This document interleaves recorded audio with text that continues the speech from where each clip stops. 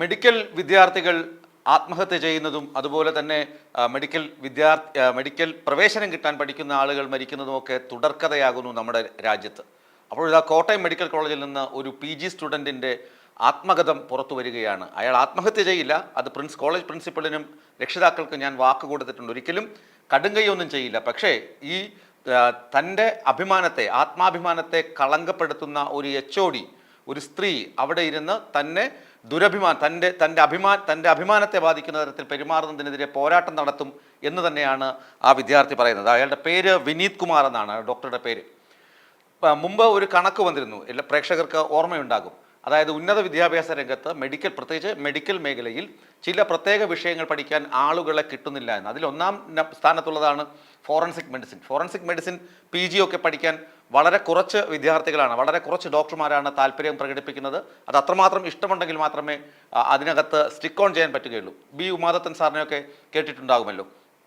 ഇപ്പോൾ ഈ വിനീത് പറയുന്നത് കോട്ടയം മെഡിക്കൽ കോളേജിൽ അദ്ദേഹം MBBS കഴിഞ്ഞു, അത് കഴിഞ്ഞ് ഫോറൻസിക് മെഡിസിനാണ് അദ്ദേഹത്തിൻ്റെ PG വിഷയം. അവിടെ ഫോറൻസിക് മെഡിസിൻ ഡിപ്പാർട്ട്മെൻറ്റ് ഹെഡ് ഒരു ലേഡി ഡോക്ടറാണ്, പ്രൊഫസർ. അവർ നിരന്തരം പീഡിപ്പിക്കുകയാണ്. നിരന്തരം എന്താണ് പറയുന്നത്? നിന്നെ ഞാൻ കാണിച്ചു തരാം, ഞാൻ പെണ്ണാണ്, നീ മെയിലാണ്, എനിക്കറിയാം നിനക്കെതിരെ സ്ത്രീ പീഡന പരാതി കൊടുത്ത് നിന്നെ അകത്താക്കാൻ. ഇത് കേട്ടാൽ പോരെ ഒരു വിദ്യാർത്ഥിക്ക് ഭയം തോന്നാൻ? HOD പറയുകയാണ്, ഞാനൊരു സ്ത്രീയാണ്, നീ ഒരു പുരുഷനാണ്, നീ എന്നെ പീഡിപ്പിച്ചു എന്ന് എനിക്ക് പരാതി കൊടുക്കാൻ വലിയ താമസവുമൊന്നുമില്ല. ഈ ഡോക്ടറെ സഹായിക്കാൻ സീനിയർ PG ഒരു വിദ്യാർത്ഥിനിയുമുണ്ട്. അവർ അറ്റൻഡൻസ് തിരുത്തുക, എങ്ങനെയൊക്കെ ടോർച്ചർ ചെയ്യാം അങ്ങനെയൊക്കെ ടോർച്ചർ ചെയ്യുന്നു. 2 തവണ ഈ HOD ഈ ഡോക്ടറെ, അതായത് PG ഡോക്ടറെ കൈയോങ്ങി, അതായത് മുഖത്തടിക്കാൻ കൈയോങ്ങി. 2 തവണ ആഭ്യന്തര പരാതി പരിഹാര സെല്ലിന് മുന്നിൽ ഈ HODയെ കൊണ്ടെത്തിച്ചു ഈ വിദ്യാർത്ഥി. അവിടെ വെച്ച് അവർ മാപ്പ് പറയുന്നു, ഇനി അങ്ങനെ ഉണ്ടാകില്ല, ടോർച്ചറിങ് ഉണ്ടാകില്ല, ഹരാസ്മെൻറ്റ് ഉണ്ടാകുന്നില്ല എന്നൊക്കെ ഇൻറ്റേർണൽ പരാതി പരിഹാര സമിതി അവിടെ എല്ലാം പറഞ്ഞ ശേഷം ഈ HOD വീണ്ടും ഇയാളെ നിരന്തരം ഹരാസ് ചെയ്യുന്നു. എങ്ങനെ? വാട്സപ്പ് ഗ്രൂപ്പുകളിലൂടെ കഥകൾ മെനഞ്ഞിറക്കുന്നു ഈ പെൺകുട്ടിയുടെ സഹായത്തോടു കൂടി. എന്നിട്ട് ഇയാൾക്ക് ഭ്രാന്താണെന്ന് വരുത്തി തീർക്കുന്നു. ഇയാൾക്ക് മോർച്ചറി ബാൻ, അതായത് മോർച്ചറിയിൽ കയറാൻ അനുവാദമില്ല എന്ന് മുദ്ര കുത്തുന്നു. ഇയാളെ 2-3 ദിവസത്തേക്ക് ക്ലാസ്സുകളിൽ നിന്ന് വിലക്കുന്നു. ഇയാൾക്ക് പോസ്റ്റ്മോർട്ടം ചെയ്യാനുള്ള ബോഡികൾ അസൈൻ ചെയ്യും.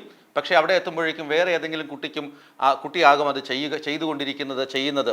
അത് അവിടെയും ഇദ്ദേഹത്തിന് വിലക്ക്. പഠിക്കാൻ കഴിയുന്നില്ല, ഭക്ഷണം കഴിക്കാൻ കഴിയുന്നില്ല, മര്യാദയ്ക്ക് ഉറങ്ങാൻ കഴിയുന്നില്ല.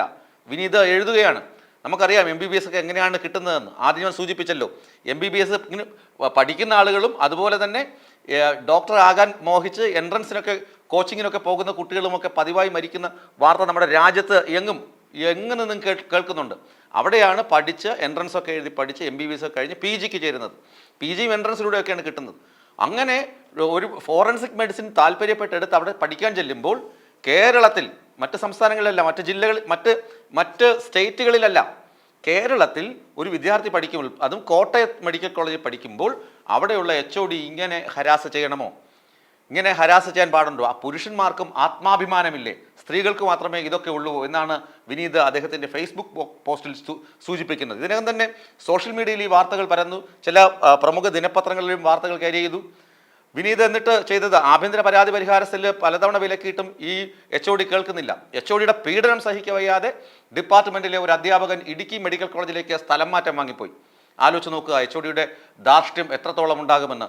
DMEക്ക് പരാതി നൽകി. അതുപോലെ ഉന്നത വിദ്യാഭ്യാസ വകുപ്പ് മന്ത്രി R. ബിന്ദുവിനും ആരോഗ്യ വകുപ്പ് മന്ത്രിക്കും ഈ വിനീത് പരാതി നൽകിയിട്ടുണ്ട്. DMEയുടെ നേതൃത്വത്തിലുള്ള അന്വേഷണം, അതായത് മെഡിക്കൽ എഡ്യൂക്കേഷൻ ഡിപ്പാർട്ട്മെൻറ്റിൻ്റെ അന്വേഷണം നടക്കുന്നുണ്ട്, കോളേജിൻ്റെ ആഭ്യന്തര അന്വേഷണം നടക്കുന്നുണ്ട്. അനുകൂലമായ തീരുമാനം ഉണ്ടാകും. ഈ ലേഡി ഡോക്ടറെ അവരുടെ ചുമതലകളിൽ നിന്ന് ഒഴിവാക്കുകയോ അവരെ ട്രാൻസ്ഫർ ചെയ്യുകയോ സസ്പെൻഡ് ചെയ്യുകയോ ചെയ്യണമെന്നാണ് വിദ്യാർത്ഥികളുടെ ആവശ്യം. PG വിദ്യാർത്ഥികളുടെ ഒന്നടങ്കമുള്ള ആവശ്യം.